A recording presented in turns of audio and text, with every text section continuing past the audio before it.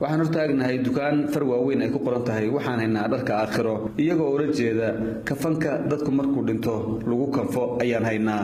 arintan ayaa ah mid ku cusub magaalada Jigjiga haddaba inta aan galin dukaanka ayaan waxaan wareystay gabadh shaah hortiisa ku gadata iyo waliba dadkii la fadhiyay ee rag ahaa sida ay u arkaan حسن شيخ محمد في عبد الله بوركنا ورهر فدنا في اخر جوجنا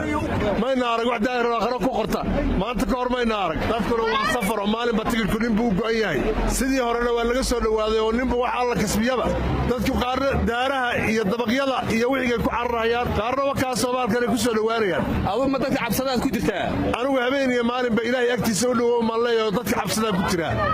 in loo imaan saacada loo imaan baargagaxun hadda laakiin boorkii weynaa ka fankaad hoos fadhida boorkii weynaa ka fankan hoos fadhiya waana cabsanaya saacada iimaan moogi inuu gobolku dhici inuu waagu ii bariyo garan maayo dad badan oo laga cararayo halka ka fadhiyana way jiraan oo markay arkaan kafada tadadinayana way jiraan adu laakiin dadka kuma jirtid anigu ma didahayo xaqiiqadana aaminsanahay kulli in la sii qaadi ma ku talagashay boorkan daarul aakhir loogu magacdaray labiska aakhir muxuu ku soo kordhin karaa wuxuu ku soo kordhin karaa ninkii amal hayayna inuu sii kordhiyo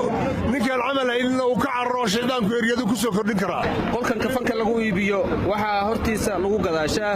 hadaba dad badan ayaa ka cararashaha si naloo sheegay oo markay kor fiiriyaan daarul aakhir inuu kafanki yahay ka taga gabadhani waa gabadha shaaha maqaaxida ku gadata magacayga saddexan jawaar farxan baa leeyahay balka waran dad baan maqlay inuu shaaha ka cararo markay kor fiiriyaan meesha daarul aakhir way jirtaa kureeda yaryar oo kale iyo way ka cararaan xagan maxaa lagu gadaa markay ugu dhacan kafanka markaan dhaho halka ashta xagga dambe ka maraan ay baxsadaan kii awlinada uu fadhiyo uu cabiyo meeshan laakiin odayaal waaweyn hadda la fadhiya la yiri way ka cabsadaan way dhici kartaa oo ay ka faagtaan markay kor eegaan waxa dhaana xagga shaaha kuma cabina xagga aakan mid kale waxa yiraahdeen maqaaxidaada laga cabi maayo meesha kafanka weeyaan odana shaaka cabi jiray ma ka carareen oo soo qudhiiri halka ma kala kulantay kiida tagay shilinkiisa uu la tagay laakiin haddana ma waayo wallahi fadhiistaan adigu soo ma cabsatid maadaama subax walba hoos fadhiyo ma wallahi waxa kama cabsado Abdullahi Ahmed Balayda kafanku wuxuu bulshada u fududaynayaa dadka geeriyooda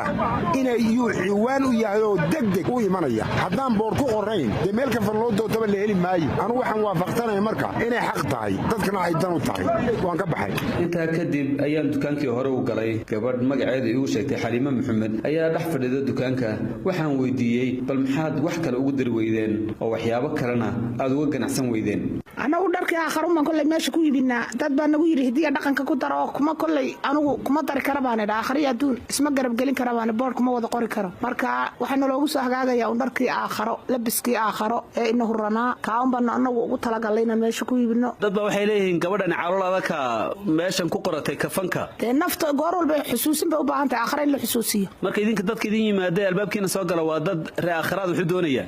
waa dad ree aakhirad wuxuu doonaya dadka fandooni baan anaga noonan yimaadana kuna garaaca gabadhan shaah hortiina ku gadata waxay tiri dad badan baa ka cararay markii kor fiiriyeen boorkan weyn ee ree aakhirad ku qoran yahay adna maalin walba wada hoos fadhida marka say ku tahay anu waan ku qanacsanahay alxamdulillaah rabbil caalamiin naftayda aan goor walba ku xusuusinaya inuu labiskaygu ka noqon waan ku faraxsanahay cidii ka cararina waa cid kulay aakhirade waa la wada galay maxaa looga carari kaan baa in wada huraan oo la galiyo la isku kanfay dad badan oo kula yaabo maxaad ugu qortay ku yiraahdaan ma jirtaa cidii tiraah maxaa ka qortay anigu waan ugu talagalay inaan boorka ku qortoon ku dhajiyo gidaarka